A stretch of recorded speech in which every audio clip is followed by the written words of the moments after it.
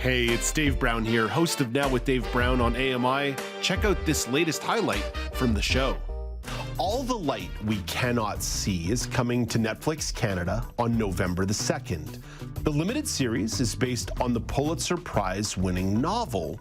It follows the story of a blind French girl and her father who flee German-occupied Paris.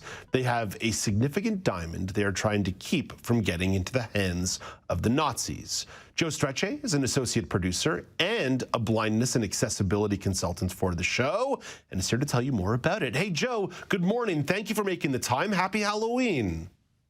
Oh, happy Halloween to you, Dave, and to all of Canada. Say hello to all my friends and family there. All right, on. There you go, coast to coast to coast. So let's start by talking about the main star, Mia Liberty. In real life, she is blind and has never acted before. What was that experience like for you, working with somebody who was so new? It was very cool. I've worked with a number of actors with all kinds of experience, including no experience, but never in a lead role, and really.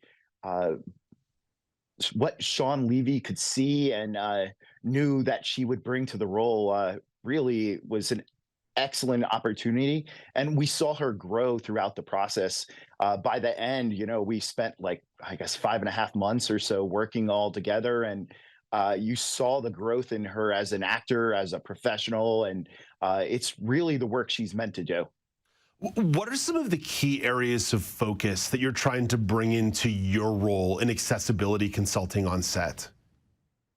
Yeah, in the accessibility side, I'm really looking how whether it's Mia Liberty or Nell Sutton, who's the younger version of Marie Laure, who's also legally blind, and she's a young girl from Wales in the UK. She was 7 when we cast her, and now she's 9, which is crazy. But yeah, it's making sure that they can show up to their job and do their job, like versus having to worry about advocating for accommodations to make sure things are accessible for them. So it's first mark, last mark. So where they start and where they end, making sure they can access that, whether it's some kind of tactual or if it's just walking the set a little extra.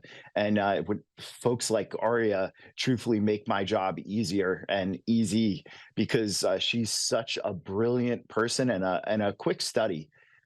So it's that accessibility of documents or their scripts. It's also making sure they understand, where the camera is, what kind of shot it is, and for both of them who haven't been on a film set prior, kind of learning the language of film and television and how it works and how we do things. Mm. And Sean was an amazing mentor to Aria in general too. Yeah. So that's some of the technical side. What about some of the depiction side? How much collaboration is going on in regard to making sure the depiction on screen and in the end product becomes more authentic or as authentic as possible?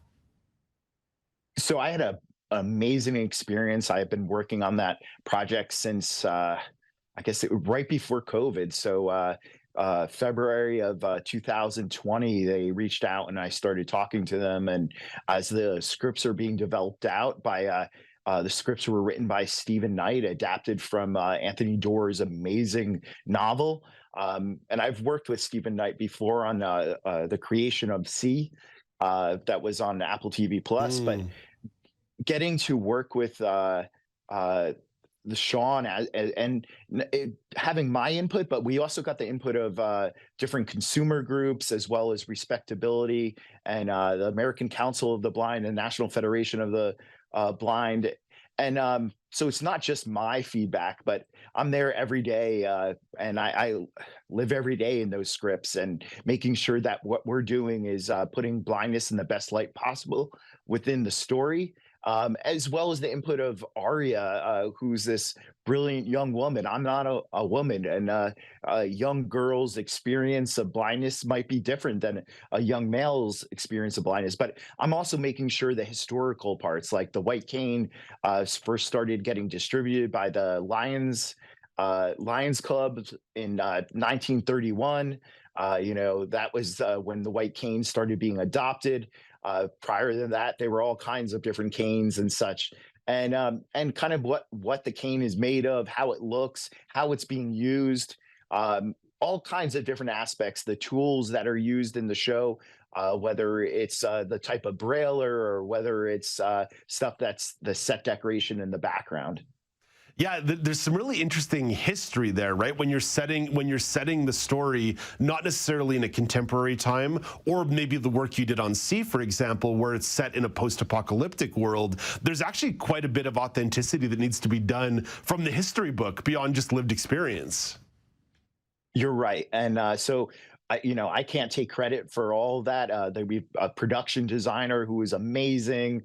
We had all these top of the line department heads and producers that all work together to make this show possible, and it wouldn't have been what it is if we all didn't put our hearts and souls into it. We were all passionate about it. I I I I think it means so much to us and the community. Uh, Yeah. All the Light We Cannot See made its debut at the Toronto International Film Festival in September and got a pretty solid response. So the ball is only just kind of getting rolling here. But how are you feeling about some of the early response to the work that you and your colleagues put in here?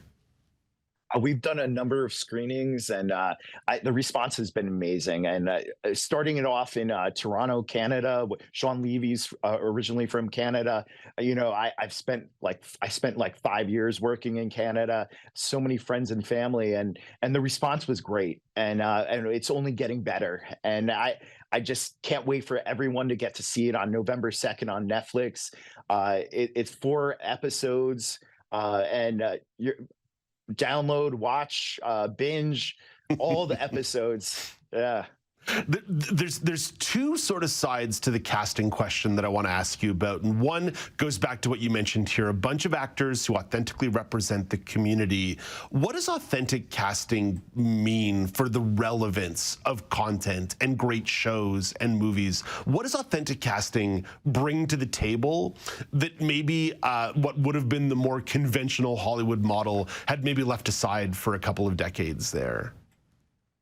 And what I'll say is that we looked at all options, and Sean Levy knew this was the right option for our show. And going out and casting a lead actor, from the community, but also finding someone who didn't have that experience working in television and film, who really embodies the role. And Aria is that role. Like she brings so much to it. So the casting was worldwide. I watched thousands of auditions from around the world, working with different casting teams on different continents. Just even on the process, like the electronic formats we were using, how we were, if there were any in-person casting sessions, how we did that, how we navigated, how we talk about it, how we talk to people. And then, down the line, as we're moving forward, it's making sure we have the right people, and when they show up to work, they can do their job. And every actor has different methods of working, whether you have a disability or not, and they have expectations coming into the workplace. And when folks don't have those expectations yet, we have to help them figure them out because we spent so much time on set. Yeah, it really strikes me that when you're doing that kind of authentic casting and then the work that you're doing with folks, it's building a new generation, right? It's getting more and more people involved, which is fantastic. And then there's the flip side. This is also a positive side, which is building allyship, right? When you're working with someone like Jason Momoa on a show like C, who is #1 a dreamboat and #2 one of the best actors in the world, you're really building allyship in the industry too, because then he's going to go and work with Denis Villeneuve, or he's going to go work with other fantastic directors and say, hey, this is how great productions are dealing with accessibility and this kind of blindness consulting and representation. So it's not just that you're building the beautiful garden for people with disabilities, you're building a beautiful garden for other people too. You're so right. And I always tell people the most important work that comes to these projects is these directors, producers, different departments end up moving on to other projects that don't specifically involve disability, but they often start thinking how they can include persons with disabilities. Our showrunners from season 1 of C, Dan Schatz and John Steinberg, went on to create a show called The Old Man, and based off a book originally, but quite different. And then also they have Percy Jackson, and within The Old Man, one of the actors, John Lithgow's wife in the show, is Jessica Harper, who was on C, who's an actor who's legally blind, low vision, but also other persons with disabilities end up getting opportunities. And Francis Lawrence, all these people move on to other projects, and they realize that there's this talent in persons with disabilities that we haven't been tapping into, and probably haven't been giving the right opportunity. And I know all the people I work with see the talent and see the opportunity. And Aria Liberty is probably one of the best actors I've worked with in my career. She's right up there with some of the top actors. What she brings to this role, she's a genius, really. It's awesome. That is high praise, and the show comes out in just a couple of days here on November the 2nd on Netflix in Canada. Joe, thank you for taking the time this morning. Thank you for all the work you're doing, and keep up all the excellent work out there in the industry. Awesome. Trick or treat. Trick or treat indeed. That's Joe Strechay, associate producer for the show All the Light We Cannot See. Again, that comes out on November the 2nd on Netflix. Do you want to dive into more conversations like this? Watch Now with Dave Brown weekdays at 9 a.m. Eastern on AMI-TV, or download the podcasts wherever you listen.